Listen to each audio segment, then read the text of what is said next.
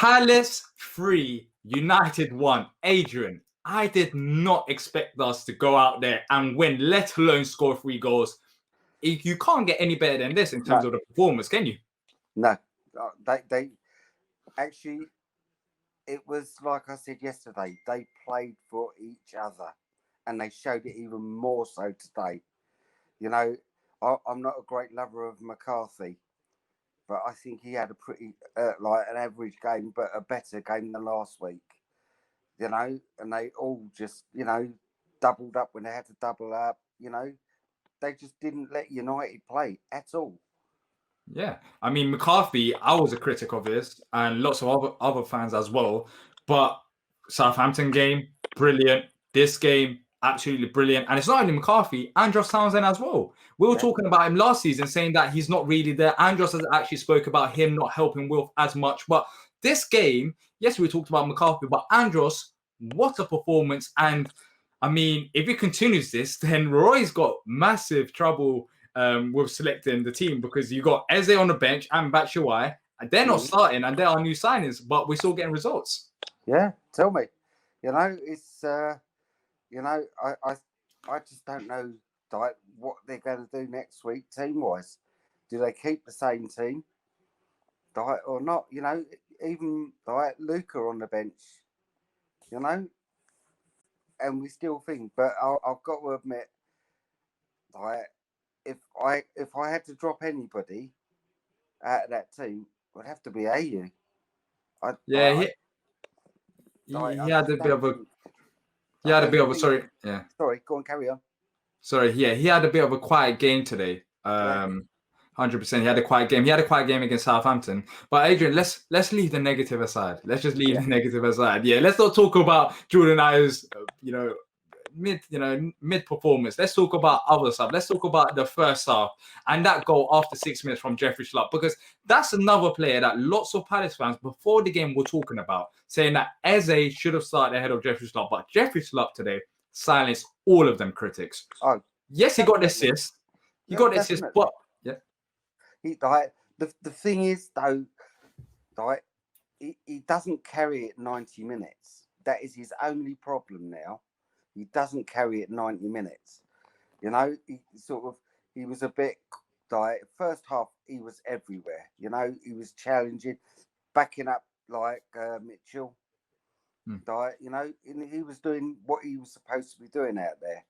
And then second half, just before he got subbed, he tried. Don't get me wrong, he did try, but it just didn't seem to be coming off for him like he did in the first half. But that ball for Townsend was just out of this world. Yeah, it One of the doesn't get any best better than that. balls. Yeah. Didn't he like nod on AU's goal against United last year? Yeah, he did. He loves it. Yeah, He loves it at Old Trafford. He yeah, loves it at tell Old me. Trafford. It sounds like he's got this thing where he comes provider for goals against United. Right, We've but yeah, we've but we've talked about Roy Hodgson a lot. Okay, yeah, we've talked about Hodgson, his tactics being negative, his tactics not working, him not changing about. But Southampton game, we got a clean sheet and a win. And this mhm, game, yes, we didn't get a clean sheet, but I mean, tactically, it really couldn't get any better. no, Defensively, everyone was solid. And the most important thing for me, Adrian, was our counter attack. Last season, we struggled with that. But in the last 2 games, Wilfried Zaha, Schlupp, I know Jordan Ayew didn't have the greatest of games, but he was going forward as well. Andros Townsend. These players are causing trouble, are really causing trouble. And you have to give credit to Hodgson because he changed it up. He let Wilfried Zaha have a bit more freedom. And once again, 3 goals at Old Trafford, you would have never expected that. I don't care who you are. yeah, Maybe the 1 or 2 Palace definitely. fans, but majority never would have expected that.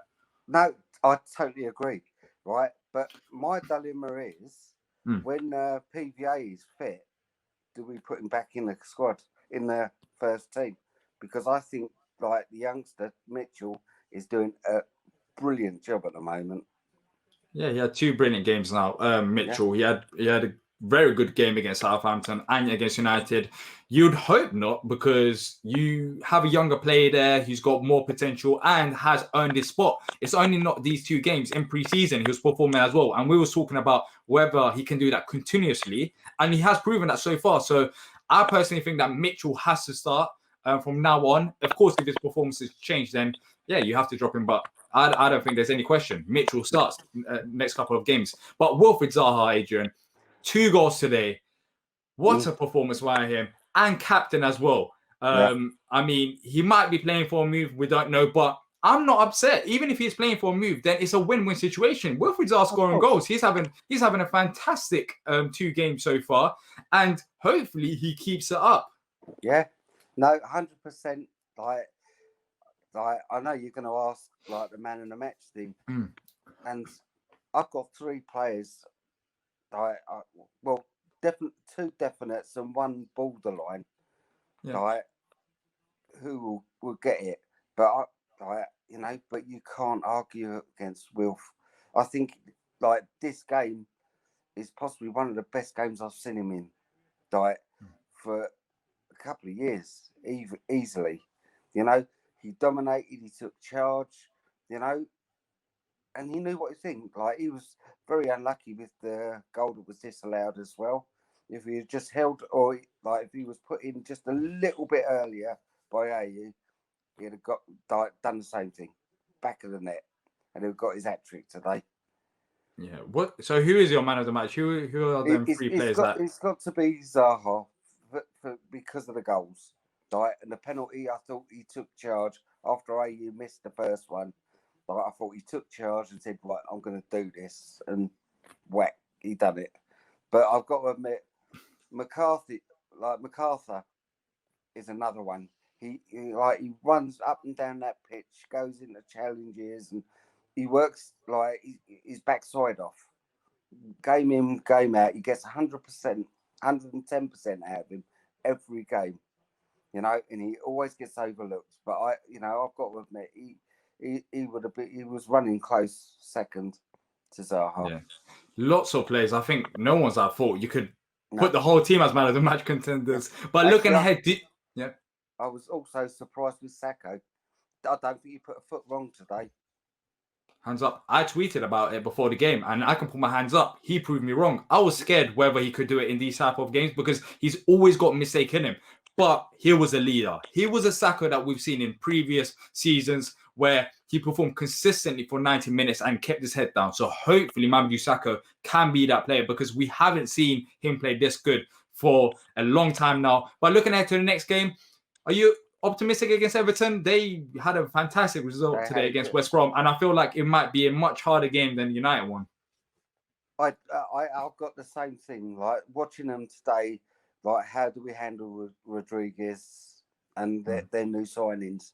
But if our back 4 is as hard to beat as they were today, I can't see it being a problem. Like, worst we can get is a draw there. That's my thing. The worst we can get there would be a draw. Okay. Thank you for joining me, Adrian. Hope to see you back again here next week with another Palace result. Yeah. Have a good one, my friend. Thank you.